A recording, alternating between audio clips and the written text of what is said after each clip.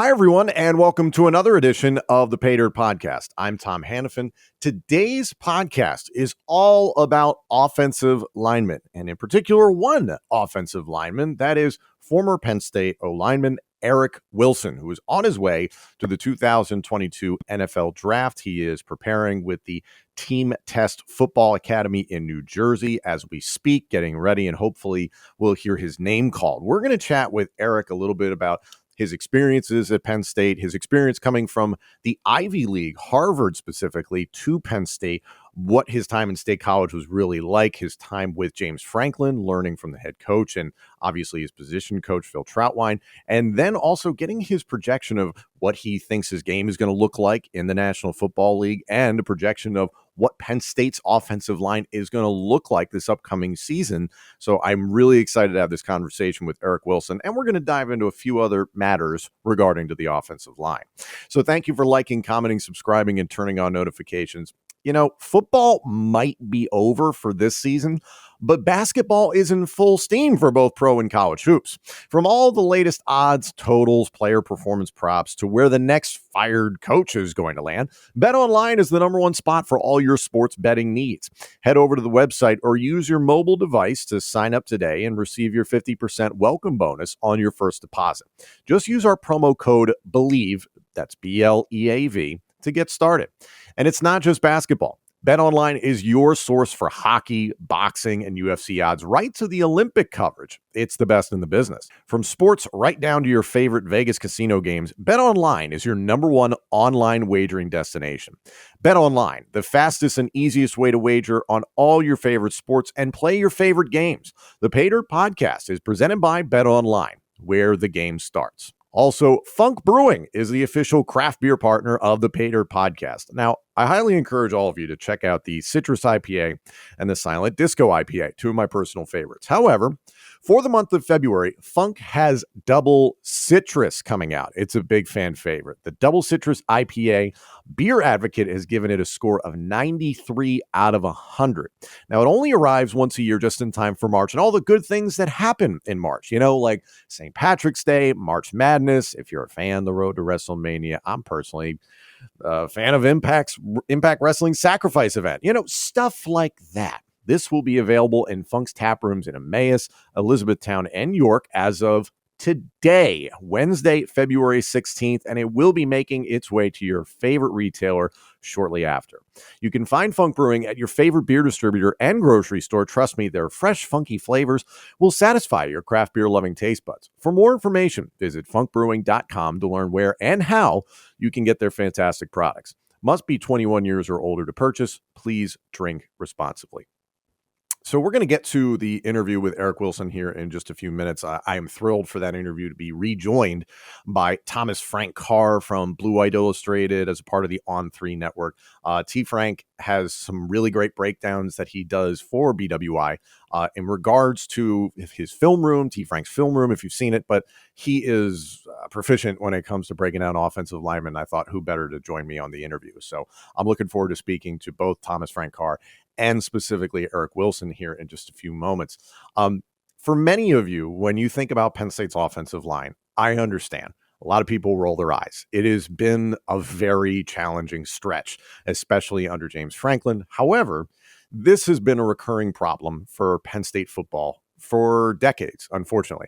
There is a fantastic article on statecollege.com written by my former professor and good friend, Mike Poorman, that I really, really recommend you go and take a look at. It's called The Rise and Fall of Penn State's Offensive Linemen.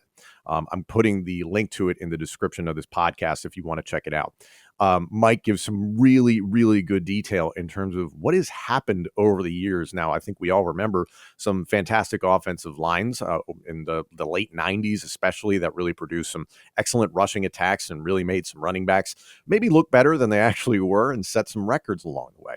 But the frustration for Penn State fans, especially presently, has been what the offensive line has generated under James Franklin. And listen, I'm not here making apologies for what that has been, but the one thing that I think really jumps out to me, and I remember this from the conversation we had with T. Frank last week on episode 33, was that, yes, one great offensive line talent may be able to catapult an offensive line group into superstardom, to put it one way. But this is very much a team effort. Now, and in Mike Portman's article, you'll see that Penn State's not had a ton of success in terms of players at Penn State then translating maybe to the National Football League. There are a handful of examples like Donovan Smith, and my hat goes off to Connor McGovern. He's getting some opportunities presently with the Dallas Cowboys, but there's anomalies for the most part. There are guys who are maybe getting drafted or making their way into teams, but not necessarily turning into Hall of Fame offensive linemen. John Urschel and AQ Shipley are guys that have had a lot of success. But again, those are guys that maybe in their respective groups at Penn State had some success and were clearly very talented guys. But the group as a whole maybe didn't generate the production that Penn State fans and the coaching staff would have liked. It's such a difficult position to analyze and break down because I know it sounds cliche. It is about teamwork at the end of the day. And that's what makes me really excited for what's happening looking ahead to 2022 for Penn State football, and why I'm dying for the blue-white game coming up in April for a number of reasons, is that we're going to get to see a lot of really interesting developments along the offensive line that could change the perception of what this O-line group is capable of.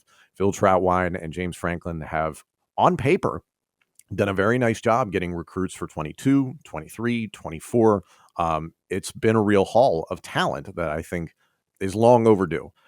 But at the same time, for immediate returns, right? 2022, Olu Fushanu, promising. Landon Tengwall, promising. The transfer of Cornell center, Hunter Norzad, very promising. And we are going to ask Eric Wilson about that. Ivy League to the Big Ten. He might know a thing or two about it. So I personally think there's a lot of positivity for that, and considering some of the talent that's being injected into the running back room with the likes of Nick Singleton and Katron Allen, to team with a guy like Kevon Lee and even Keziah Holmes, and then you got Devin Ford in the mix, of course. There's going to be more opportunities, hopefully, for this running game to get going, and then especially pass protection for Sean Clifford or whoever is the quarterback. I think there's more reasons for positivity than some Penn State fans may be willing to admit. But I want to hear it firsthand from somebody who's literally been in those trenches. So without further ado, here is Eric Wilson, who is getting ready for the NFL draft. T. Frank is going to help me out with this one. So we are going to get to that here in just a moment. Before we do, I got to ask you one thing. What's more important than peace of mind? Nothing. And that's what NordVPN is here for, to give you peace of mind while you're online. And with all the threats that you face today on the internet, it's more important than ever to be sure that you have the best VPN you can get. NordVPN is the world's best VPN service, offering the fastest connectivity, most servers, and next-gen encryption to make sure that everything you do online stays secure. Plus, you can use NordVPN on all your computers and devices, no matter the operating system. With NordVPN's unlimited bandwidth, you never have to worry about a slow connection either. And plans start at under $4 per month. So grab your exclusive NordVPN deal by going to nordvpn.com/believe, or use the code BELIEVE, that's BLEAV, to get up to 70% off your NordVPN plan, plus one additional month for free. It's also risk-free with Nord's 30-day money-back guarantee. And of course, all of us involved in the Paydirt podcast are proud supporters of Thon, also known as the Penn State Dance Marathon. Thon is a year-long effort dedicated to raising funds and awareness for its sole beneficiary, 4 Diamonds at Penn State Health Children's Hospital. Thon is the largest student-run philanthropy in the world committed to enhancing the lives of children and families impacted by childhood cancer. 4 Diamonds picks up where insurance leaves off to relieve financial stress and provide emotional support so that no family ever has to see a medical bill. Since 1973, Thon has raised over $190 million in the fight against childhood cancer. And in case you weren't already aware, Thon will hold Thon Weekend 2022 in person starting this Friday on February 18th and running through the 20th at the Bryce Jordan Center in University Park, Pennsylvania. To learn more about Thon Weekend 2022 or to donate, visit thon.org. That's thon.org. It's all for the kids. Make a difference in the life of a child today.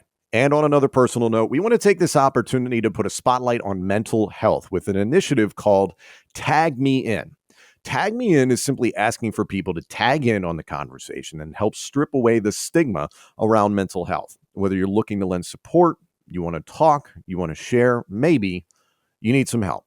We invite you to join in on the conversation. We encourage you to make a video if you'd like, post it on your social media channels, and use hashtag tag me in and hashtag tag me in United. At the very least, we want to hear from you. You are not alone. Tag me in. Visit tagmeinunited.com to learn more.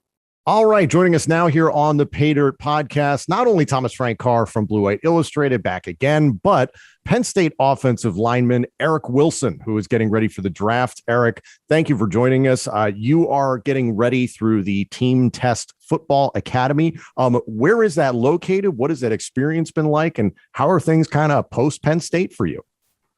Yeah. Thanks for having me. It's awesome to be on.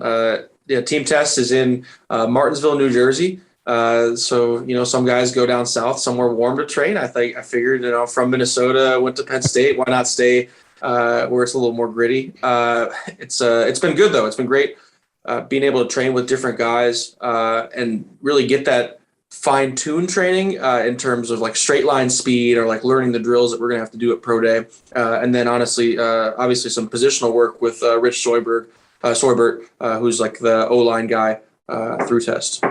How does it feel to be out of school? Because you started at Harvard, you transferred to Penn State, and like so many people, whether they're athletes or not, how does it feel to be done school?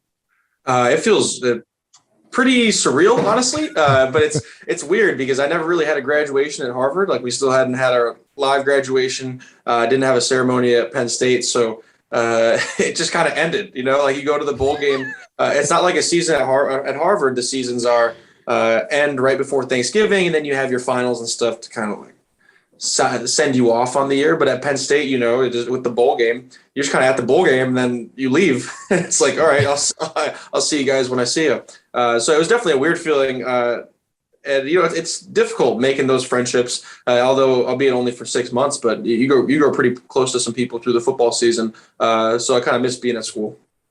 How much gear from either Harvard or Penn State did you keep just as like a little memoir or something like that? You know what I mean? Oh, as much as I could. Give me an example. I was at I'm not going to say bottom of the barrel in terms of like receiving gear, but in the Ivy League, the deal with Nike wasn't like what it was. It's different. Sure. The first day I showed up at Penn State, I got more than I had in 4 years at Harvard. So I was scrambling to get as much as I could, keep as much as I could, give it to family members. My dad's got some cool things he wears around when he was teaching at high school. So it's pretty awesome. Nice little helmet. It's fun. Man, I played pathetic middle of the road high school football in the state of Connecticut, and I had one teammate. He kept his helmet, his shoulder pads, his thigh pads, his tailbone pad, his practice pants, his practice jersey. It was disgusting. So it's nice to see he kept the right things. Yeah, right. It's a good Halloween jersey for him later. Yeah, exactly. So you mentioned your experience in the Ivies. What was that like? We talk so much about the transfer portal, and it sounds like this big, bad, mysterious entity. What was your experience like jumping from the Ivy League to the Big Ten? That's a significant leap. Yeah, I think the thought process, I went to Harvard with the intention of finishing my career at Harvard. Like I never wanted to leave. But when the season was canceled due to COVID in 2020, I was kind of left with an option of, you're only allowed to spend 8 semesters enrolled in an Ivy League school. So it was either take a semester off and then come back for my 5th year, or, put my name in the portal, see what options are out there. And I could still go back to Harvard if that was my choice. And so I decided to enter the portal. And I started getting a lot of good feedback pretty early. And honestly thought that like Minnesota might be my landing spot because I'm from Minneapolis. But they had a lot of experience coming back, probably like 7 guys, the most experienced O-line in the country, I think, was in terms of starting games.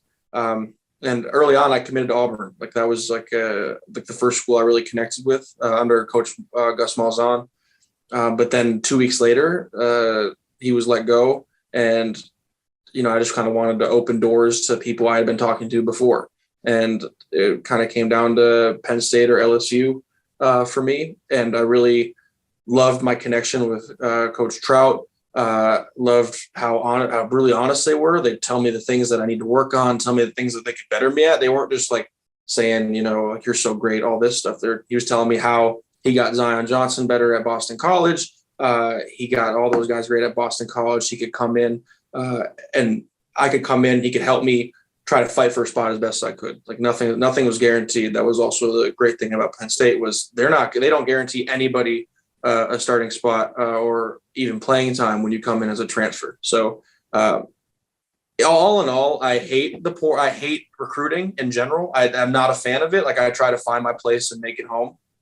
But ultimately, I'm thankful that I found Penn State and developed this relationship with Coach Trout. Because he's like the best coach I've been around in football. Like he's just so technical. He knows what he's doing. And I think he does a good job of relaying it to the guys. You sort of answered one of my questions for you there, but I think people are curious when it comes to positional coaches and their impact on the player, especially one like yourself who spent, as you mentioned, a briefer period of time with him than maybe some other guys who spent 4 or 5 years. What's something that Phil Troutwine taught you during your time at Penn State, either technical or however you want? I think the biggest thing for me was, just being a guy that could go in at any position. So like in fall camp, I needed as many reps as possible. I hadn't put on pads since 2019 because, I finished my season and then you're going through spring ball. So I guess 2020 spring ball was the last time I put on pads. And then, but no, COVID happened before spring ball. So COVID then wipes out all 2020. So like I'm still doing O-line training, but then you come in and, I had a lot to catch up on quickly. So like the way he did that for me was I wasn't working with the ones right away. I was working with the twos, honestly at center and then getting guard reps with the three. So I was taking double reps.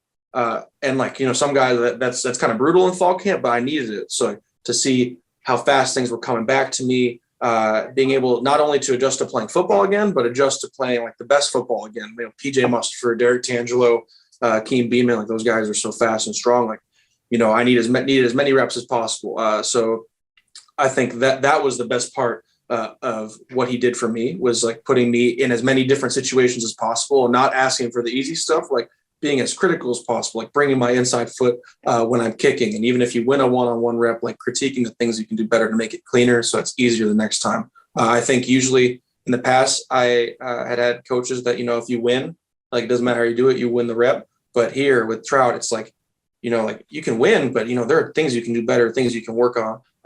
And that's a great part of what he does as a coach.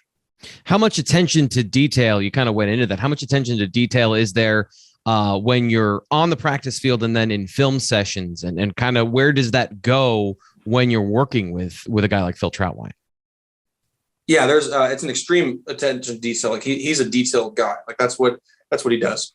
So like when you're watching film of practices, games of what other guys are doing, you're looking at first step. Like, okay, so like first figure out what type of scheme they're running to try to put yourself in their shoes. I'm thinking about, okay, was the first step good? If his first step was bad, like how could he have fixed it? Like what position did he get in that you don't want to be in, or what position, like kind of use that visualization process to think, like where would I be better? Like bringing my hands faster, things like that. You're the second Ivy League offensive lineman to come to Penn State now. Earlier this week, Hunter Norzad from Cornell committed to Penn State and to Phil Troutwine over a couple of other Big Ten schools. So if you could give him, or if you have given him, I don't know if you've talked to him, some advice on what that transition is like, what was it or what would it be? I think, just you go in and you just work as hard as you can. You just know that you're going to play the best football that you can. You're not competing, like, honestly, you're not competing against anybody else. Like you're just making yourself a better football player because so my goal in coming, I think I didn't say this, but people say like, oh, well, you're nervous about like playing time if you go to like a big school like Penn State. I'm like, yeah, you're nervous, but like you want to play football. But if your dream is ultimately to like play in the NFL, you gotta be good enough to play at Penn State. So like that's something that you just can't think about getting on the field. That just can't be the first thought process. The thought process is how can I get better each day, and what can I do each day. So yeah, I think that's what I've said before, and that's what Trout preaches to transfers. He preached to me, preached how he did it with Zion at Boston College, and I'm sure he'll do the same with Hunter. Eric, in terms of scheme, Obviously, players have their preferences. You hear, a play called in the huddle, and it's like, gosh, that's it. That's exactly what I was looking for. Is there a particular scheme that just lights you up that you're like, oh yeah, I can't wait to go with this? Yeah, we didn't do. I did a lot of it at Harvard and a lot of it in high school, but I loved gap schemes and pulling. Trying to get out and kick or log a defensive end. That's kind of my favorite type of run play. So yeah. You had one against Auburn that probably was the best block of the season. Like that particular play, I think, was one of the best I saw all year. What is it about that you like doing? What is it about that particular play or that particular system that you think is fun or that you think you're good at? I think it's definitely the most fun. I honestly just kind of brings me back to high school. I was Minnesota football. It's not the pride and glory of the U.S. football, So we had a really fast running back, and I was a big and athletic offensive lineman. So I'd pull, get out there, and then just let the running back do his thing behind me. That's just the best feeling. Like you're blocking somebody out in the open field, and the running back cuts off you, scores a touchdown. So that just makes it a lot of fun. Like you pull and kick out, and the running back hits the seam. It's just like a fun way to block. Something kind of related to that, but I one of the things that I always like is it's one of the most dramatic plays in football to watch a quarterback throw a post against cover 2 because you got safeties colliding, the ball coming down in between. It's like a 3-pointer at the buzzer. Is there a related thing for the offensive line? What's like the coolest thing you can do as an offensive lineman? I don't know. There's not much cool. Maybe a thick six. That's really gotten popular. I think there's rewarding things. Like getting a thick double team. This sounds stupid, but like getting into a double team really thick with, like, I got into a few, I feel like pretty well with Rashid this year. You get in thick, and then one of you snaps off late, and then the running back can hit it. Like whether it's in practice, in interior, or one of those plays, like that's rewarding. Like you're snapping off, you're blocking your guys. I like that a lot. As you're getting ready for the draft, Erica, and you're looking at, these guys at the NFL level, I would say that a lot of guys in the National Football League, in terms of offensive line talent, there are constantly these conversations being had of like upgrading here. And there are not a whole lot of great overall units, a lot of talent, but not necessarily great overall units. Where do you see yourself fitting in potentially at the next level? What do you think of the competition in the NFL? So I actually went to the NFLPA game 2 weeks ago, like an all-star game. And I think the biggest thing for me was like trying to show versatility. Like I played left guard at Penn State all season. At the NFLPA game, I played right guard and center, showing that, I can be a guy that can be plugged in any of the 3 positions and a guy that's going to learn an offense extremely quickly. Like it came into Penn State and picked it up pretty fast. And that's sometimes not the easiest thing to do when there was a number that told me at Harvard to go a certain direction, and that same number is telling me at Penn State to go the other direction. I think one time in summer we were running through it, and I just absolutely collided into Miranda or somebody. Just like, whoa, like, what are you doing? I'm like, I swear I'm not an idiot. I swear. So I think that's the biggest thing. So just showing versatility, showing you're smart, showing you're tough. Like you play through injuries. You do that a lot on the offensive line. I'm like, we don't talk about that at Penn State, and I don't talk about that now, but there's a lot that happens during the year that, you grit through. So just knowing that, I haven't, in 5 years of college football, I missed one practice, and it was appendicitis. I got my appendix removed at Harvard, and then was back. That was the last practice of spring ball. So that was the only thing I missed ever. I never missed a game. One practice, like just being reliable that way. Yeah, Eric, I'm sore from the gym this week, made it back. So I don't know if I'm going to be making it on Thursday. Today's our off day, but we'll see. I have the same, what I'm saying is we're the same person. We got the same sort of work ethic. Sure. 0 sacks, by the way, and one of the 2 highest graded linemen on your side of the ball, according to PFF, in the NFLPA game. How would you describe your game to an NFL scout or a GM? I think my game is, I embrace the Harvard stigma in a way. Like I think I'm a very cerebral player. I see what happens, and I can instinctively react to it, and can kind of figure out what the defense is doing quickly. And I pride myself on that. I think I'm also a physical player, but I don't have overwhelming natural tools, right? Like I don't have like extendo arms. I think like Juice has some long arms, and you call him when you're in one-on-one pass rush, you call him weapons. He's got weapons for himself. So you figure out different ways to win. That's what makes offensive line so fun. Like it's like you figure out different ways to do everything because it's not a one size fits all thing.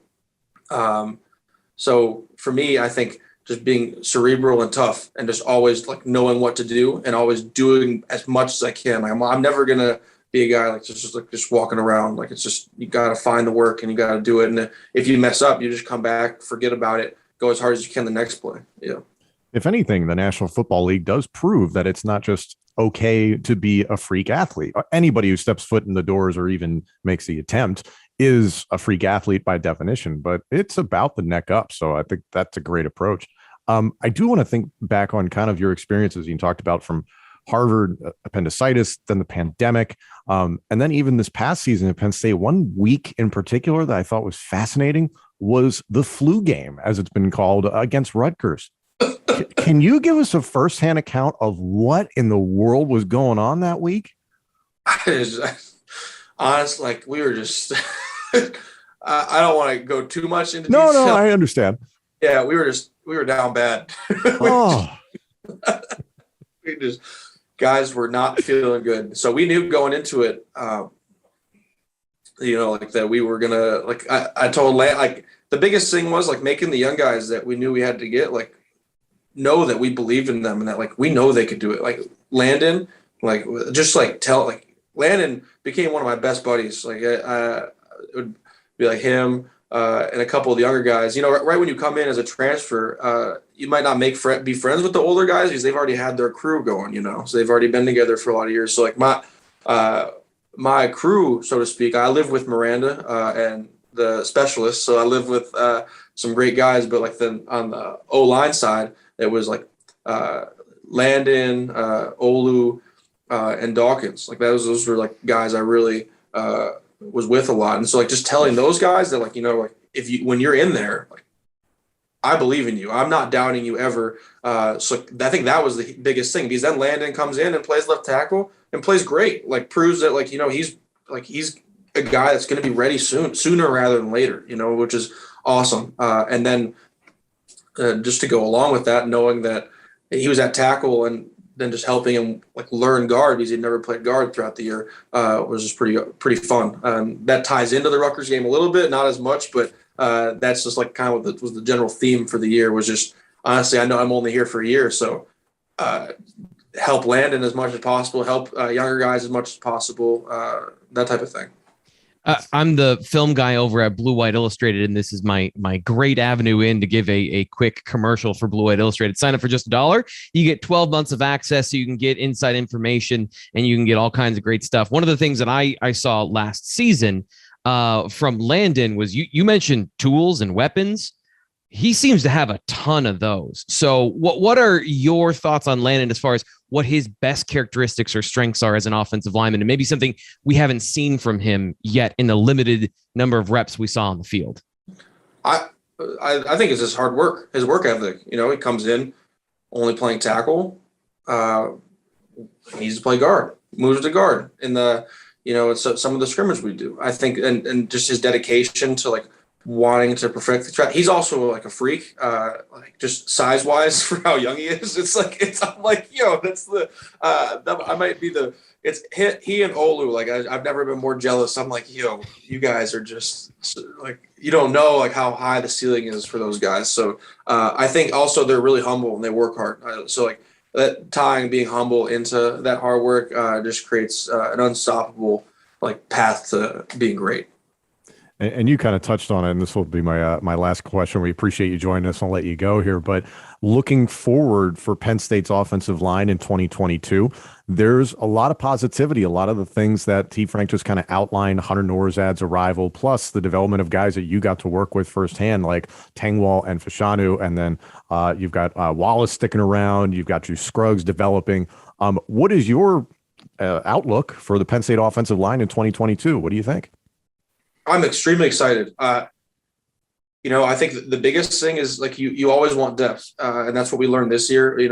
Injuries happen, and you want depth, and I think they've got an awesome crew, and I'm super super excited to watch them work, especially with another year of Coach Trout's like emphasis on technique and just younger guys being more confident and people having more experience under their belts. I think we would all say we were disappointed with we knew going into the year like we had a great chance to like really mesh and like be a great offensive line, and it just didn't happen for us for whatever reason. I think we'd all own that, and we know that we have a room that can be great. And I say we because I still feel like I'm a part of those guys like that. Like there is greatness in that room, and I have 100% faith that they're going to get that this year. You'll see. I appreciate that you say we, because Penn State is forever. Penn State grad, Penn State grad, Penn State grad on this podcast alone. So I appreciate it. Eric, thank you very much. For those of you listening that are curious about more information, hey, maybe you want to get ready for the NFL draft. Check out Team Test Football Academy in New Jersey. Eric, thank you so much, and best of luck on your path to the draft. Yeah, thanks, guys. Appreciate it. Thanks, Eric.